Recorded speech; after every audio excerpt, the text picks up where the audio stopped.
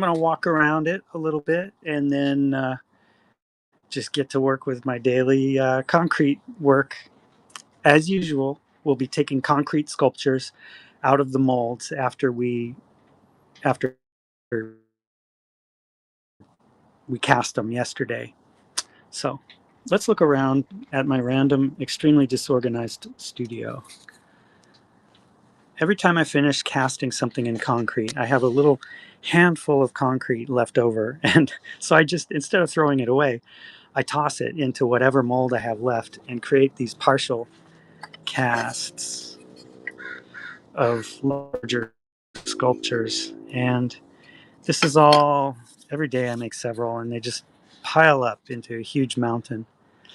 And every week I take 2 or 3 of them and just grind them and sand them and smooth them and paint them and lacquer them and make them into little products like refrigerator magnets and wall hangings. And they're pretty popular at my farmer's market stall.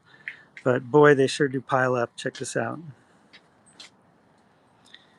Each one of these represents about 20 minutes of work I have to do to get them really nicely polished up. But eventually they'll look pretty sharp. Until then, it's just this boneyard of sculpture. Let's do a flyover.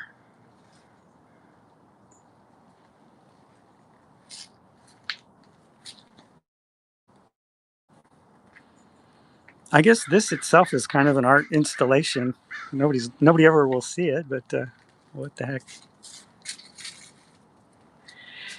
And if I really want to get rid of these without doing any work on them, I'll just hang them up on telephone poles around Portland, Oregon. And they're usually gone within a week or two, depending on how high I put them up. I like to hang them up high enough that you got to work for it, but not so high that nobody can ever get them. Anyway, these are all just raw concrete in various stages of work. This is what my little son looks like after I've finished painting it and lacquering it. But it's out here in the shop because I broke it. I dropped it and broke it. So I'll have to do something with that. It'll work. So this is the kind of thing we'll be working on right now. These are all concrete that's been cast in rubber molds. And right now,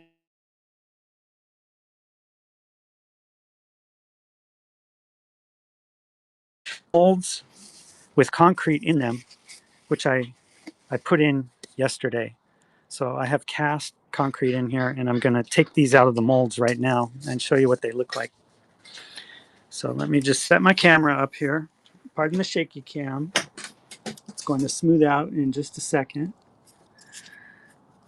That's my workspace here. And in just 2 days, on Tuesday, my wonderful live stream camera is going to arrive in the mail, and I may be able to make actual watchable videos. It's very exciting. Okay, here we go.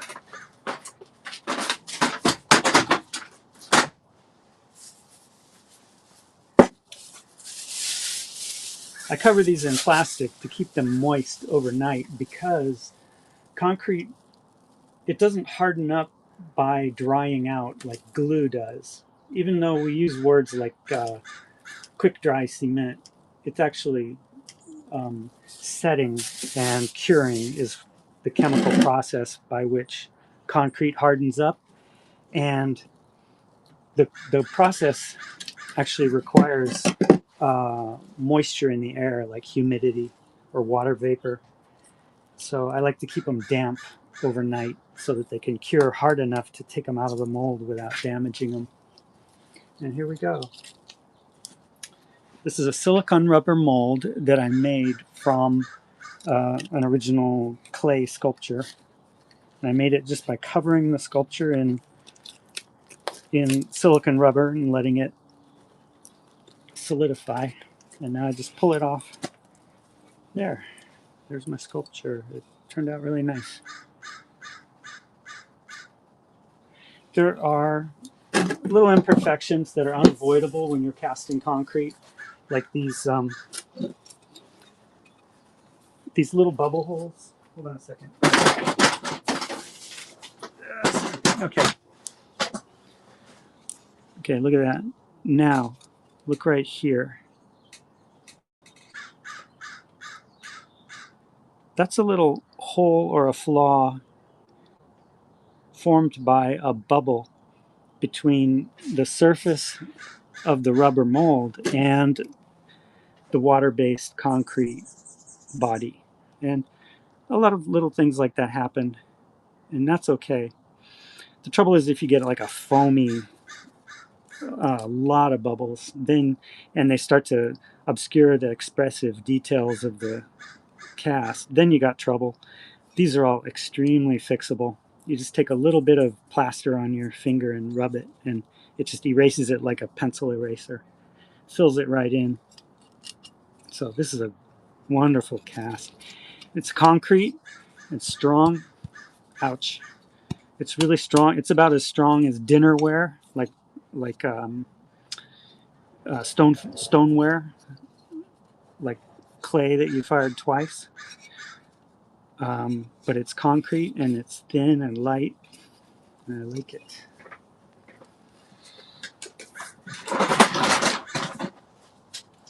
So let's pop some more sculptures out of their molds and see how the cast turned out.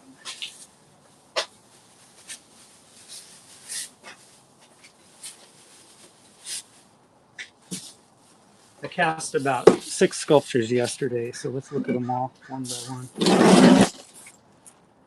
How visible is that? There we go. There.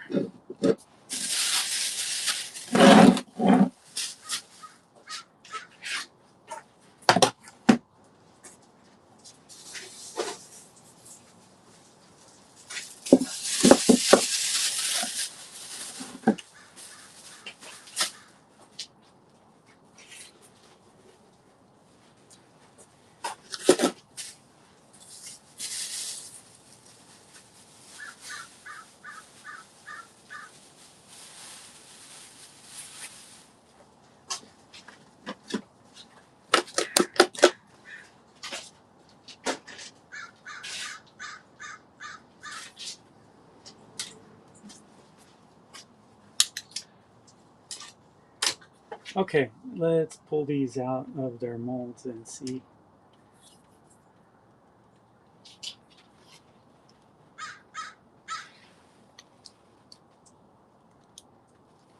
See how good or bad a casting job I did yesterday.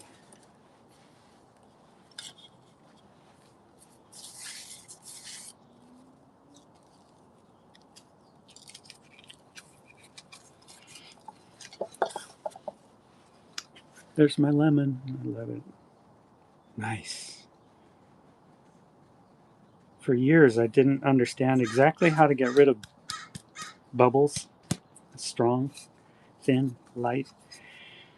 And I would have a lot of work to do filling them all in. But I discovered it all comes down to making the wet, fluid, mixed concrete flow over the inner surface of the mold. Not so much vibration, but flow, and while the concrete is wet. And that's when you start to get these good ones. Okay, hold on a second. I gotta make a little chat message for YouTube, and here we go. Hello, period. Oops. It's spelled out, period. Okay. Here, I'll show you this. I can show you, this is like infinite progression.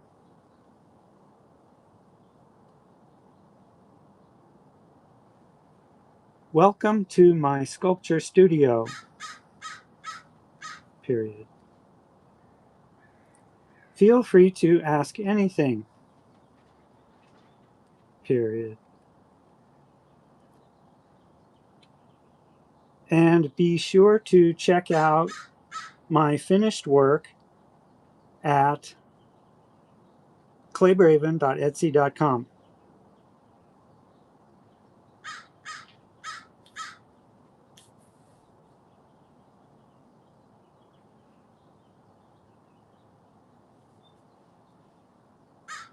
Pin it. Okay. Sorry. The system worked. Okay.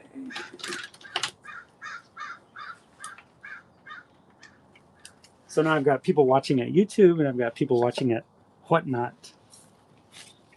And I might try Patreon just for fun. I'm not going to make any money there for immediately, but just for fun, why not? Okay, here we go. More sculptures popping out of molds. This is also a mold that I took off of that same lemon sculpture. Rah, there we go.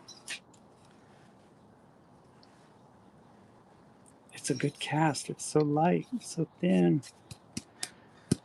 I've been casting concrete in rubber molds for more than 10 years, and I really feel like it's only in the last few months that I've really gotten proficient, or that I can really do it to my satisfaction. And part of the breakthrough was when I started selling these things at like farmers markets and craft markets, in person, outdoors, setting up a tent. And I have to lift them myself every morning, like 100 of these things, and hang them on little hooks. And it takes about 2 hours to set up my tent. And just by necessity, I have to make them light and strong, because inevitably things will bump each other and drop, and I'll smash things. But boy, it's a workout setting up my farmer's market tent. So by necessity, I have to make them light and strong. So anyway, let's keep going. Come on. Here's another little one. Let's pop it right out there. Oops. Simple, effective. There it goes. Smooth. Look at that. No bubble holes. I just love it. It's the kind of thing that you don't notice it unless it's there. It's one of those problems that if it's not there, you don't notice it. But when it's there, it's a real hassle. Okay, here we go. This is another sculpture. Let's pop it out of there.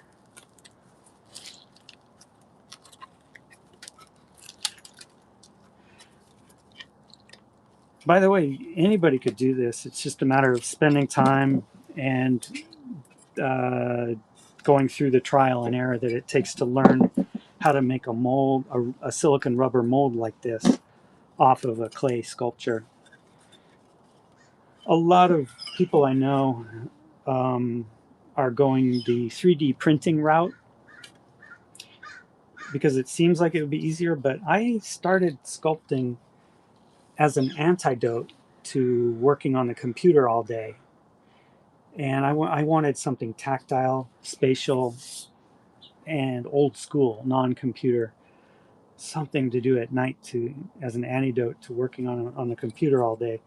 So the last thing I want to do is to spend hours and hours clicking a mouse, perfecting a data file for my 3D printer. Forget it. Also, concrete is just such a cool material.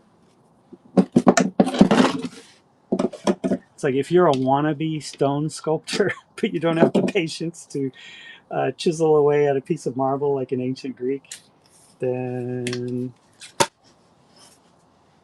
clay sculpture and casting in concrete is the way to go. Okay, this is my little lizard gecko. You'll see when I pop it out here.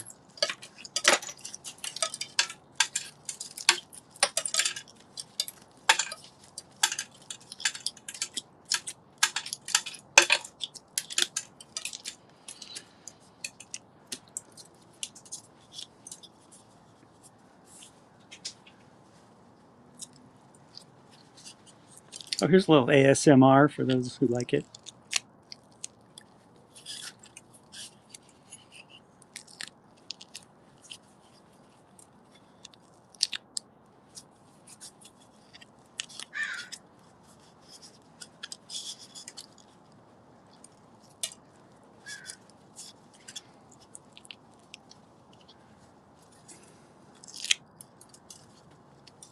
Can you tell what it's going to be?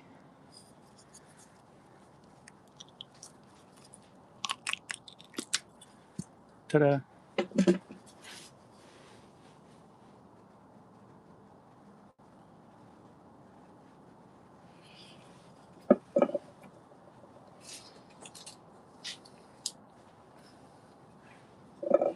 Hi, Toga. Hi, Lucy Mob.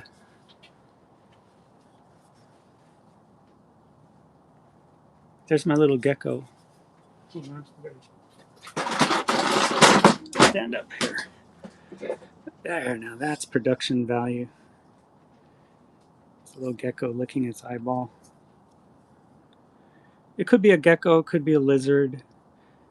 When you specify so much detail, it kind of looks like you know what you're doing, but this is just a little animal. I really don't know the anatomy of lizards and geckos and chameleons, so it's kind of a composite animal. But it's pretty popular. People like it. Look at the little toes. There's no bubble holes on the little toes, which makes this a really successful cast. I'm very happy with it. Okay, I think it just tells me I think I've got a good technique down. All right. Now a few little more ones. Like I said, every time I mix up a batch of concrete, I've usually got a little, I mix up a batch of concrete and cast a sculpture like this. Then I've always got like a few ounces of concrete left over, just a little handful. And I hate to just throw it away after all the work of mixing it up and modulating its fluidity and all that stuff. So I just grab any old mold I can find in my shop, and I just throw little dabs of leftover concrete into it, and I end up with all these little faces that you can glue a magnet onto the back of. Hold on a second, let me get one there. Ta-da! Glue magnets on the back, and this still needs to be painted and polished and lacquered and perfected, but they make little refrigerator magnets. Why not? I never expected that would be one of my most popular items at the farmers markets, but people love them. This guy is not amused.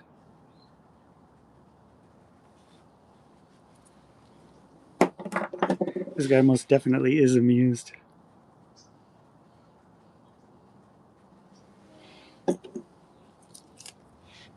This guy's like, he's looking over the top, like, hi, hey, what are you doing down there? He wants to be where the action is.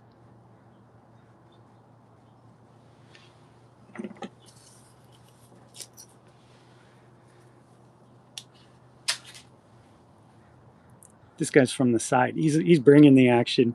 He's like, ah, ha, ha. Just wait. And all these little faces, let me show you the sculpture that they come from.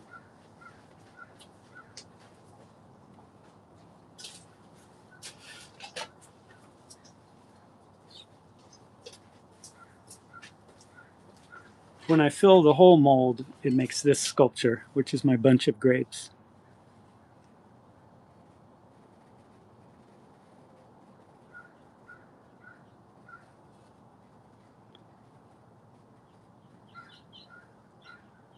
This was a lot of fun to sculpt. I just did in clay. I just did one little face each night.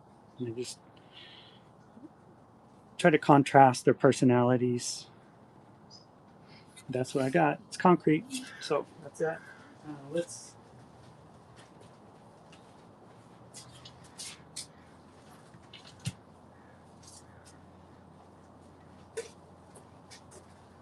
Okay, I'm going to clean up here, and then let's cast something. I have to cast. I'm right in winter break right now. I'm not going out to my farmer's market or my craft markets at all until around Valentine's Day. And I sold a lot during Christmas break, so my inventory is kind of depleted. And I think if I cast 3 items a day for a month, I'll have about 100 items. And that should be good. Set me up for the spring, the early spring, like Valentine's Day through March. There's a little early rush of sales. So I'm not going to cast this. I've got 3 of these already. So hold on a second. I'm just going to clear away all this junk here.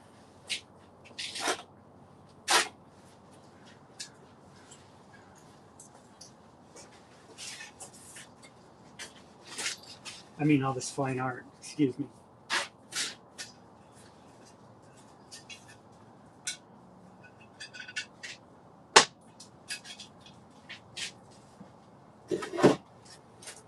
Then why not cast this, which is, it's going to be a hot chili pepper. You can see the face in there, I think.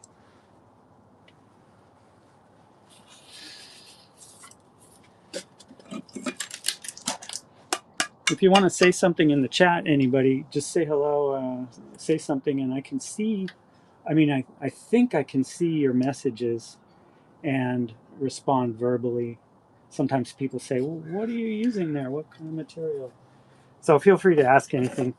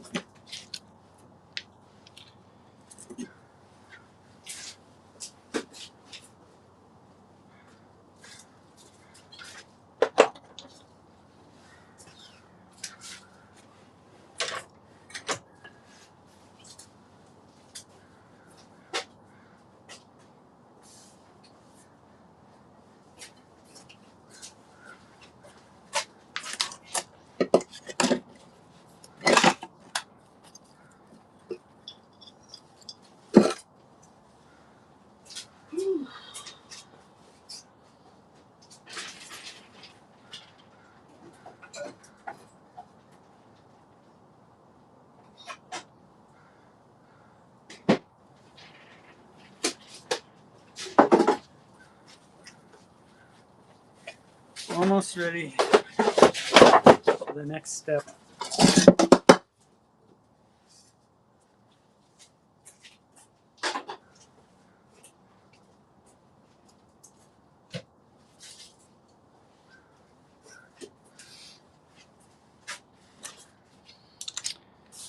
So you got to make your sculpture, you have to make a mold, then you have to cast it in concrete, then paint it, lacquer it, polish it, and then sell it. And so far, I've figured out how to sell things at Etsy. So that's my main shop. Let me type into the, I'm going to type into the messages here the address of my Etsy shop.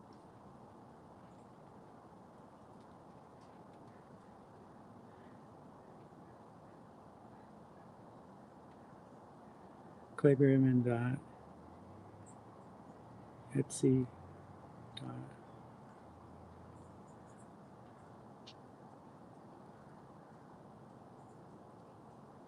Check it out. Okay. I'm writing this in here because it's really my only online gallery. You don't have to buy anything. You don't have to feel like you have to buy anything there. I mean, it's nice if you do, but it's where all my finished work is shown in the best photos I could manage. So go check out ClayBraven.etsy.com and you can get a picture of what this looks like after I finish sanding, painting, lacquering, and polishing it. And let me just type that in over here at over at my YouTube.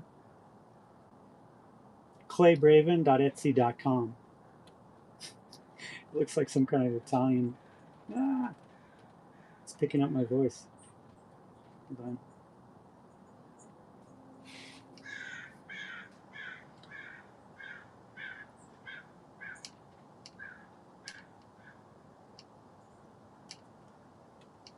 Okay, YouTube, check out the chat. That shows my my online gallery. So right now, let's cast one of these, chili pepper. I have to usually make two of them, one green and one red. Port and starboard, just because I sell 3 or 4 red ones for every one green one I sell. I think that's because more people like red chilies than green chilies. I don't know.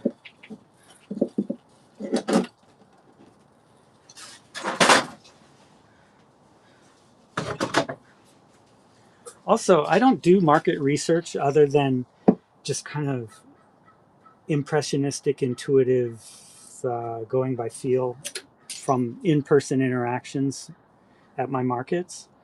But I could swear yellow sculptures sell twice as much as anything else. I don't know why it is. Online, my any yellow sculpture sells a lot more than, and red ones sell more than blue. I don't know why. Maybe it's not even true. It's just my impression after 12 years of selling at Etsy.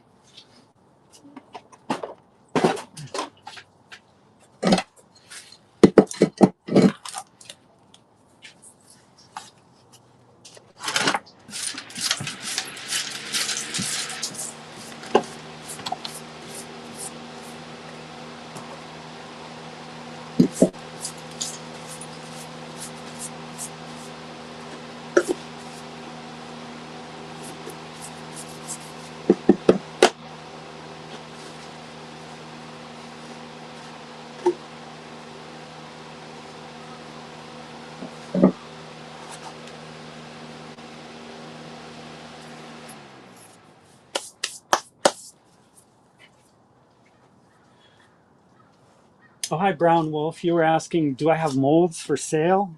No, I haven't sold any molds. I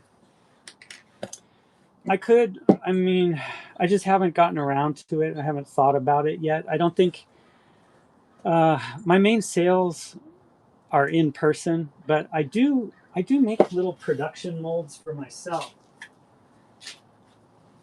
I would call these little production molds. These are just little molds where I've taken a sculpture and just grabbed the face off of it, and then I use it to make just little mini sculptures or refrigerator magnets.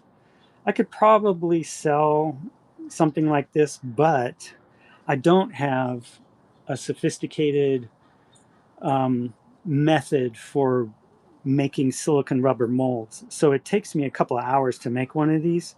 And I just couldn't charge. I mean, I'd have to charge more than people would want to pay if I was going to make it. Um, if I was going to make it a viable business venture. So part of that is that my ambition is not to create ClayBraven Galactic Enterprises Incorporated and to maximize corporate income. My goal is just to get as close to supporting myself and my family through handmade individual art that I control 100%. So I don't form LLCs um, or hire people. I just do everything myself. It's highly inefficient, but it's the best way for me to reach my aspirational goal, which is just me making stuff in my backyard and loving it and supporting myself with it. That's really important too. I'm a dad with a mortgage. So,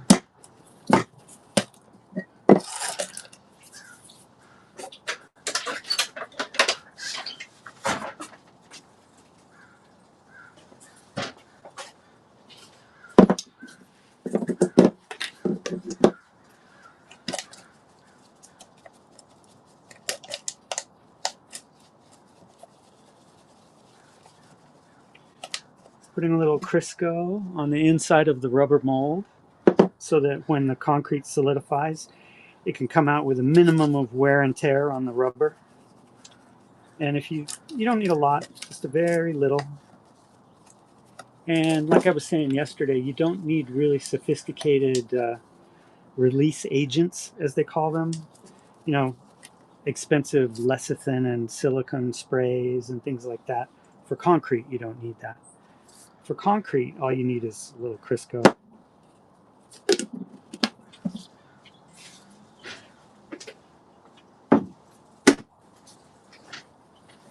Or any vegetable shortening. I've already made a wire, a hanging wire for this, and I just embed it in the concrete.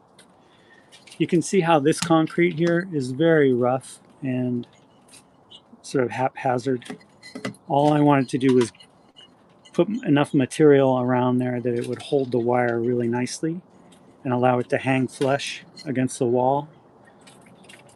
And it's going to require a lot of grinding with probably a die grinder and maybe a Dremel for the finer work down here, and sanding and smoothing.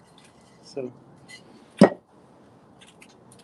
that's that. And then this wire will just go right in there like that. Let me tilt the camera so it doesn't look sideways to you. Hold on a second.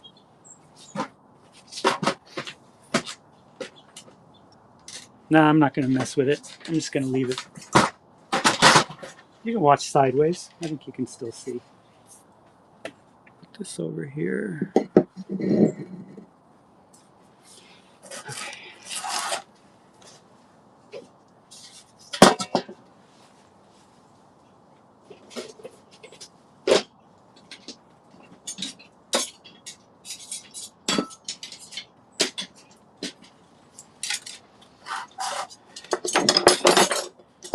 Just little random tools that over the years I've discovered work best.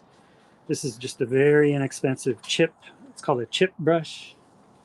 It's natural bristle, but they cost less than $1 a piece if you buy a huge box of them. Little spoons. I like to go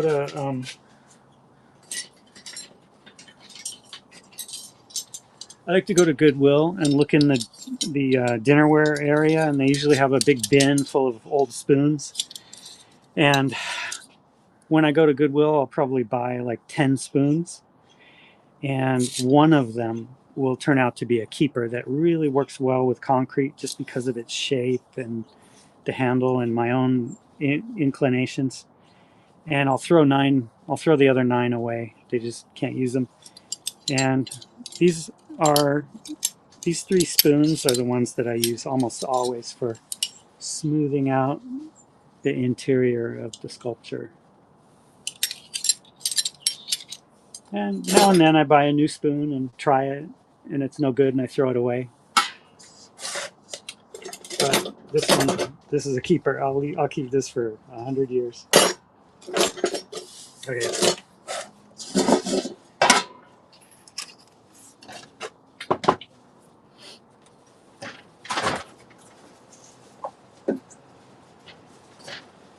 I'm gonna go grab some powdered concrete, put it in here, mix it with water, and get started.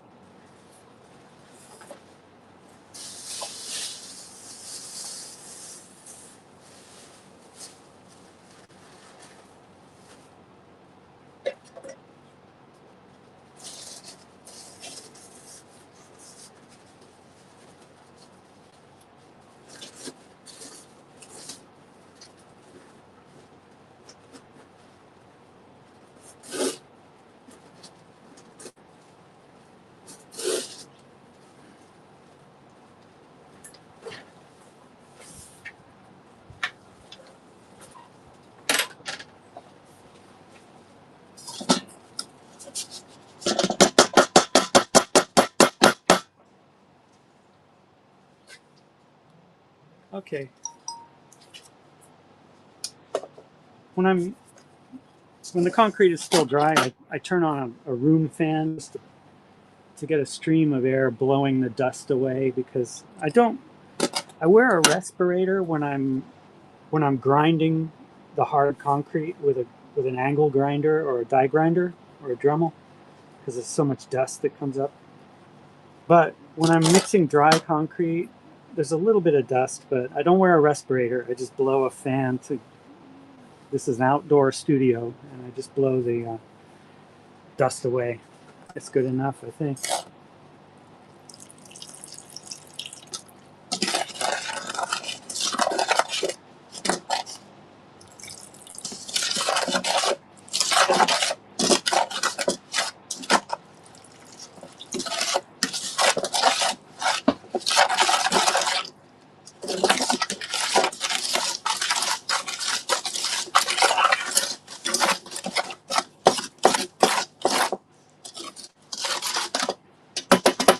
Now that the concrete is wet, there's no dust, so I'm turning off the fan.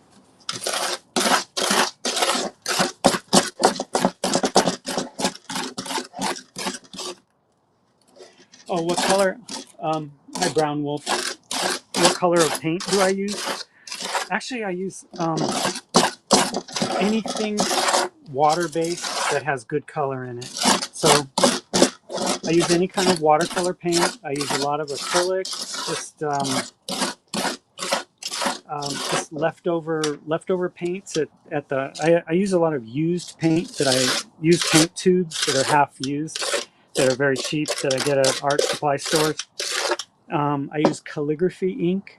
Dr. P.H. Martin's calligraphy ink is one of my go-to pigments that I use to brush on. I don't use, I very rarely use spray paint, but I use water-based anything. And then I lacquer over it with Rust-Oleum polyurethane spray lacquer. And that really weatherproofs it. It can stand up to freezing temperatures and everything, but the paint itself is water-based and not weatherproof. But if you lacquer over it with polyurethane, I use Rust-Oleum. There's also Krylon and other brands. Varathane is a good brand, but I like Rust-Oleum just because it's good and cheap and perfectly weatherproof. And I use flat, not glossy lacquer, because glossy lacquer is too shiny. It has a gloppy, plasticky look to it, but flat lacquer, um, is much more, it has a classy look to it, not too shiny. Okay, here we go.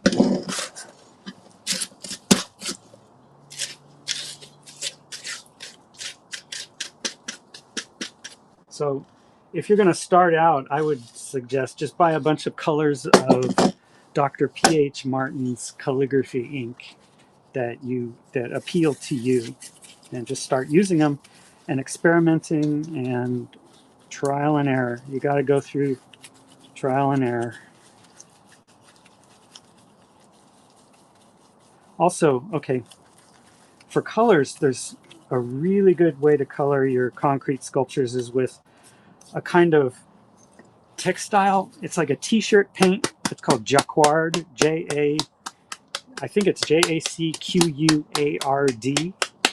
And the yellows and the blues are really good, and the green is really good for painting concrete sculptures.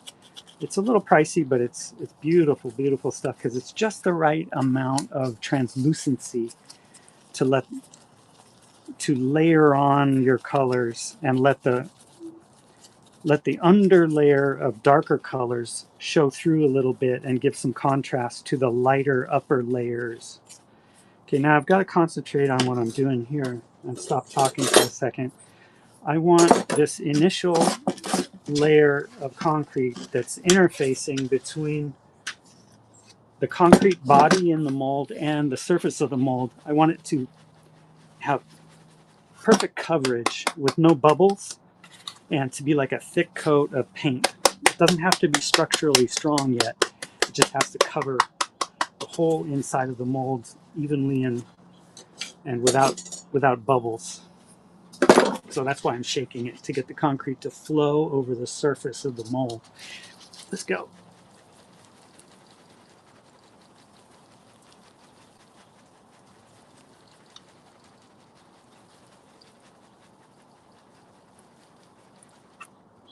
This is what we're making, by the way.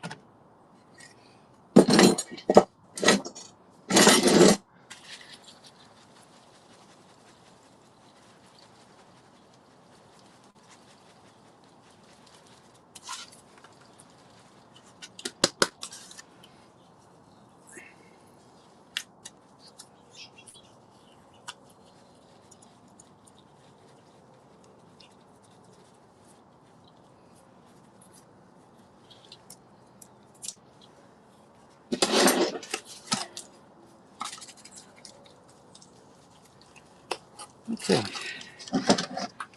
Now as it firms up a little bit, let's just try to get a nice uniform thickness. This will not be the final layer that I put into the mold, but why not try to get as close to the final layer as I can. That's pretty good. It's holding. It's not slumping too much. I kind of like it. In fact, no. Yeah, I'm going to have to do a second layer, which is expected. But first I want to just get this evenly distributed.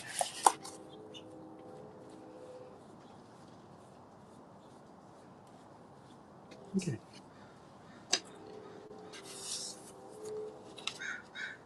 Now I want to wait for this first layer of concrete to firm up just enough so that it's still flexible, but it won't slump down into the bottom of the mold when I agitate it. And on top of it, I'm going to pour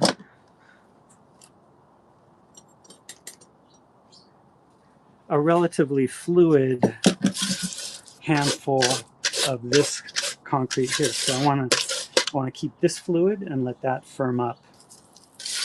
Then I'll add some of this to that. Not a lot. I want to set aside a little bit for reasons that will become clear.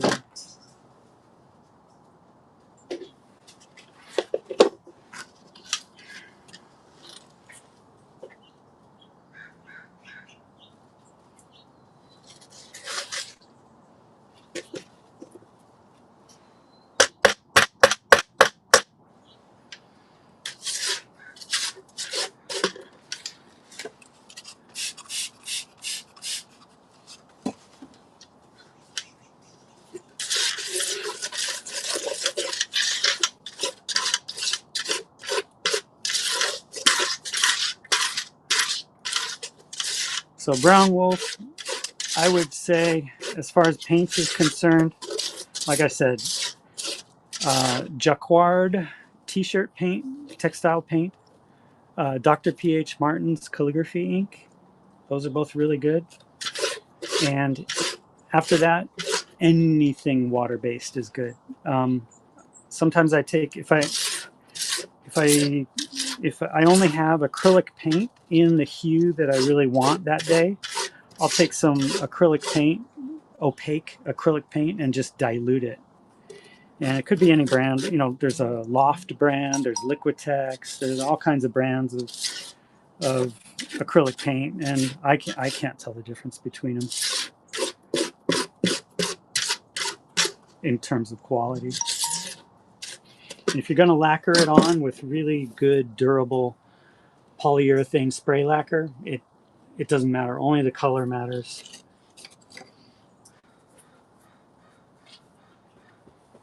Okay, let's feel this. That's firm. It's ready. So I'm going to add some of this to the walls of this half here, just to make it structurally strong enough that you can do this and not break it. That's the test. Make it about as strong as dinnerware. That's what I like to aim for. And right now, it's kind of eggshell thin around the top edges here, so I want to add some there. I think I'll use my brush. I'm not worried about smoothing the surface of this yet. Right now I'm just laying down material and trying to make it stay. That's the key right now.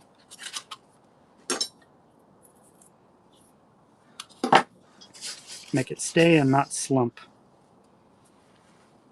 Can you see that? Stay. Uniform thickness as much as possible.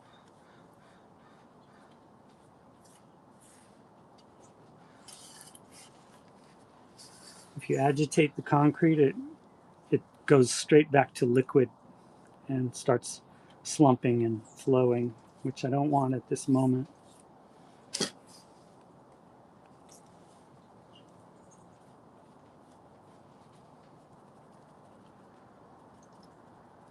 See, I'm reliquefying it just just in the little area where I want it, and then I can move it around easily.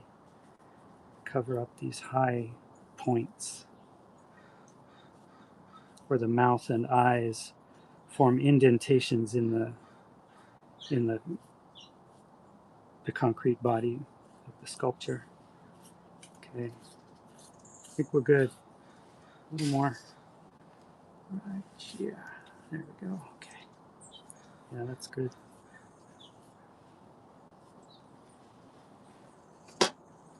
Now I want to just, how thick is that? That's thick enough. Perfect.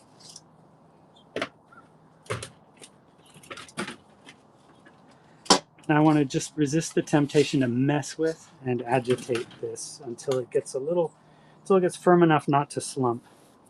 Meanwhile, I want this little bit of concrete to firm up to about the hardness of workable clay. The reason is I'm going to make a little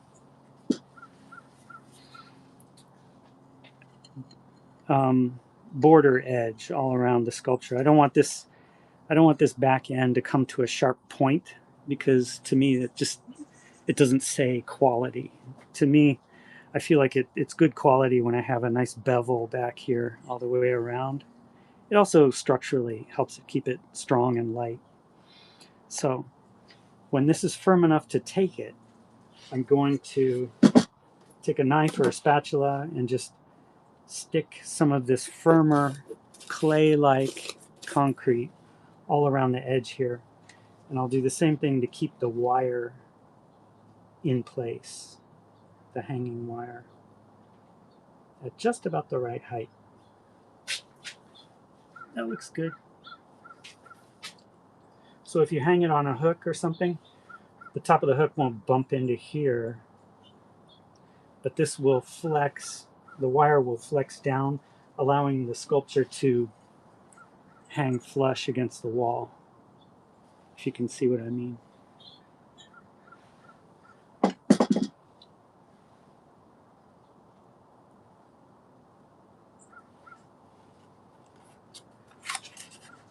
This is a little slumpy on this side, so I'm gonna just try and pull the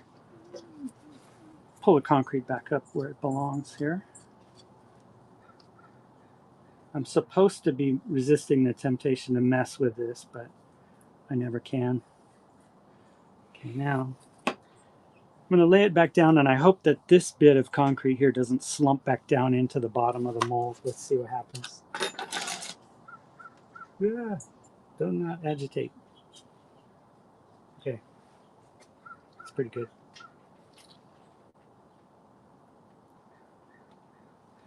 Okay, now I am going to clean off these tools and be back in about 90 seconds, whereupon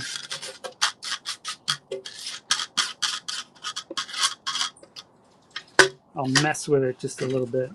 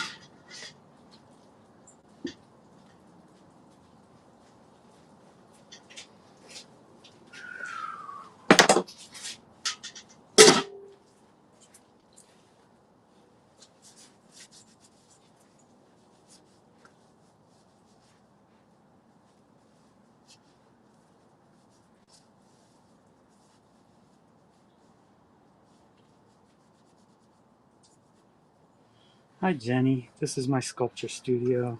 This is my concrete. This is my soft concrete and this is my clay-like consistency concrete.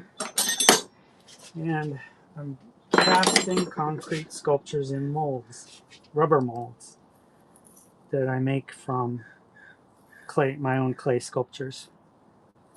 This one is going to be a hot chili pepper. And I sell them sometimes at farmers markets. I figure people are buying fruits and vegetables anyway, why not? Now what I'm taking my favorite spoon and just smoothing off the inside of the sculpture, because to me part of having a high quality sculpture is just have a nice smooth intentional backside of the sculpture. So I smooth it off with a spoon. And also I'll have to do a lot less grinding and dusty sanding work later on the more I can smooth it out now. Because just for a quality feel, I don't want someone to pick up my sculpture and feel that it's all rough and scratchy on the back or sharp. I don't want sharp edges. So the more I can smooth out now, the less grinding work I'll have to do later.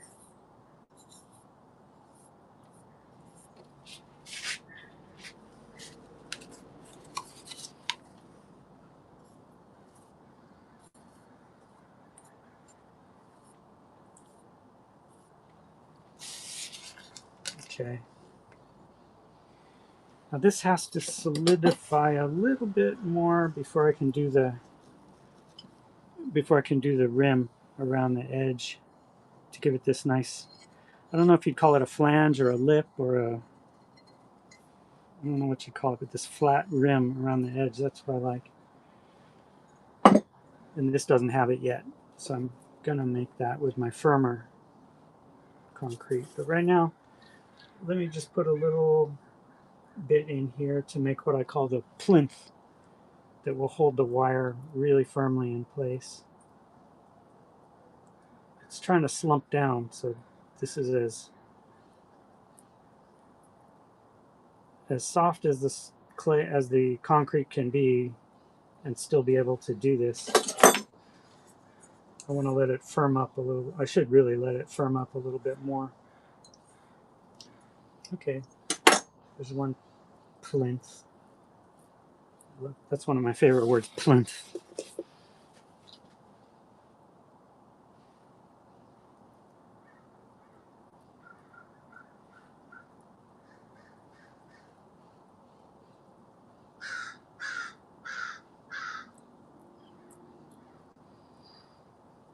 Oopsie. Now, this is still pretty slumpy, the concrete on this side of the sculpture, so I'm going to hold it this way. There. Now, if I mess with it, it's going to kind of slump down to the bottom and ruin it, so I really just have to wait. I'm going to have to wait like 3 minutes. That's a long time for dead air. So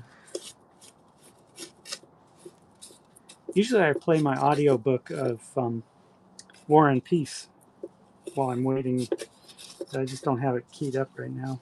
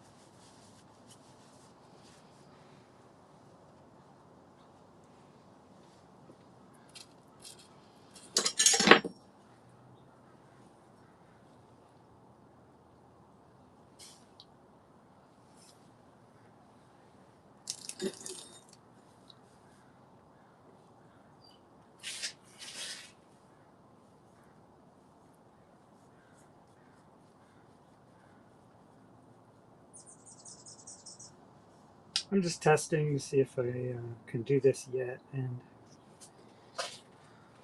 just barely, but really the concrete in here is a little too soft to mess with it yet, so I really do have to wait. This is also soft enough that it can sit here for another 5 or 6 minutes without firming up too much. So just gotta wait.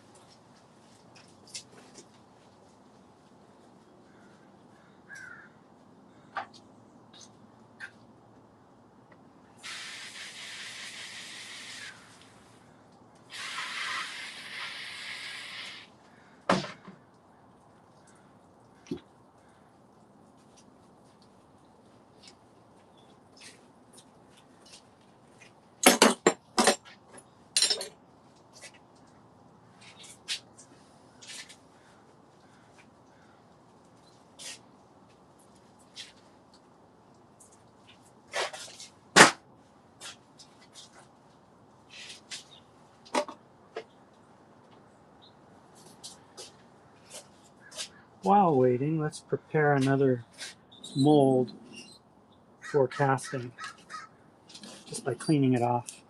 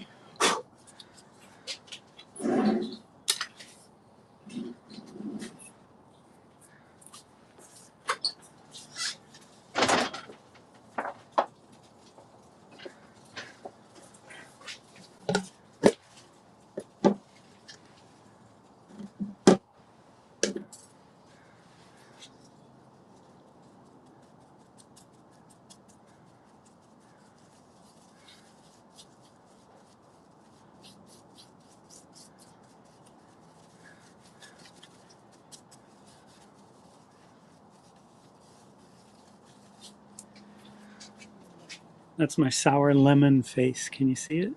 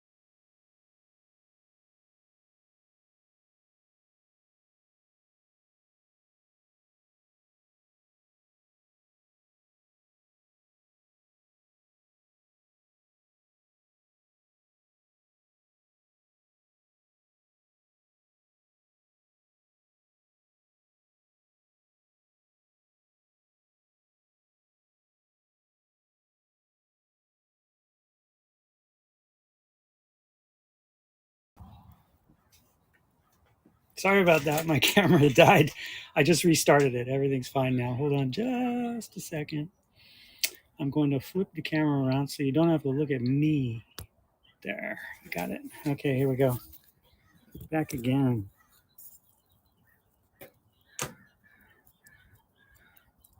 Now, as you remember, in our exciting story, the concrete wasn't firm enough yet inside the mold for me to make this border. Now it is firm enough, so I'm making this a little nice border around here for structure and aesthetics, just to make it feel like a quality item.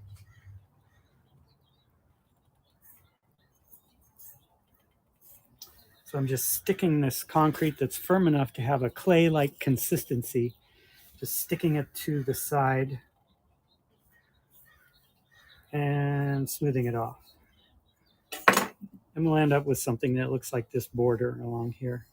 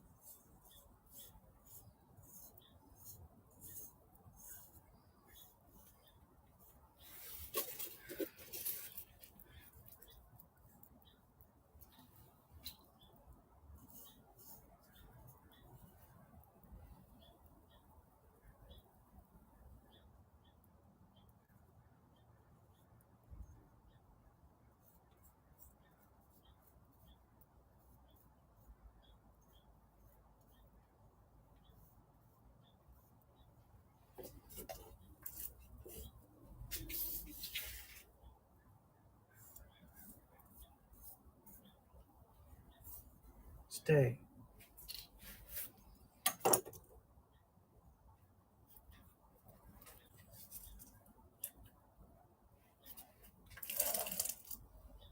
Stay.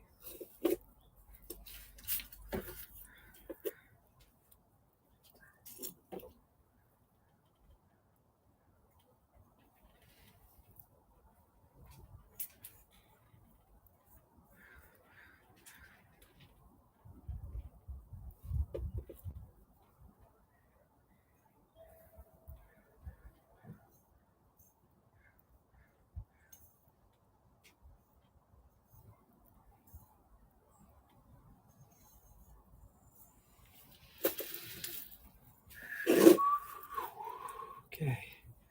A little bit more to go and this cast will be done.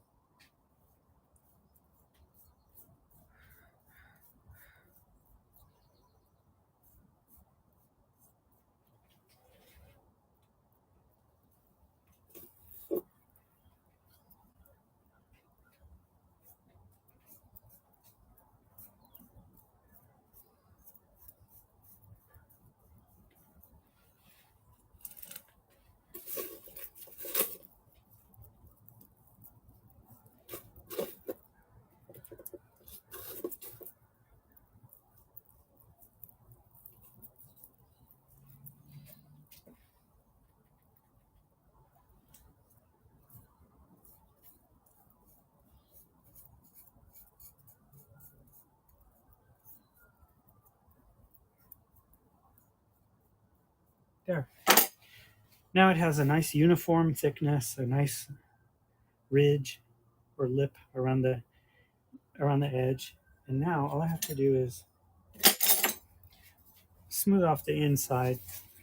You might not be able to see it, but there's a little border between the strip of concrete that I just laid into the inner surface and the original layer of concrete that I poured into the mold. So let's just smooth it off.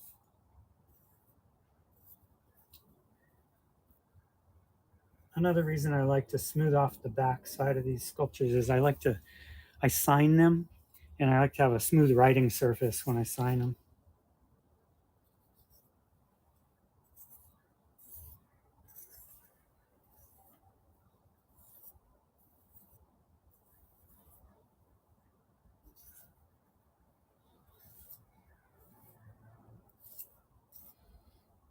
All done. Any last minute questions before I turn off the video? I'm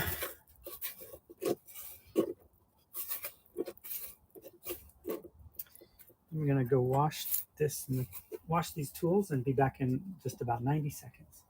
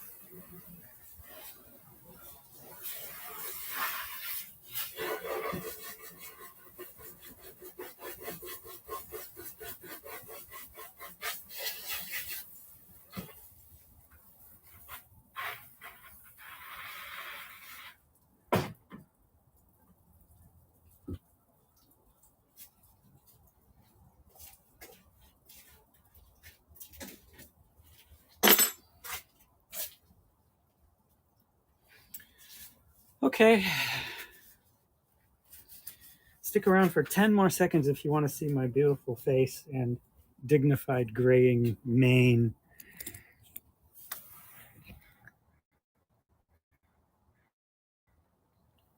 Well, howdy there. So I'm Braven, the sculptor, and this is my outdoor studio, and that's where I've been working, just casting things in concrete.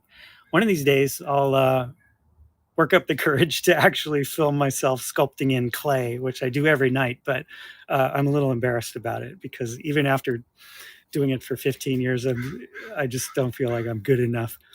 I'm pretty good though. So I'll film some actual demo of sculpting clay um, later on today, maybe tonight. And I think that'll be pretty interesting because that's really what everybody wants to do. So anyway, thanks a lot. Goodbye. See you later. Awkward pause as I try to figure out how to turn off my camera.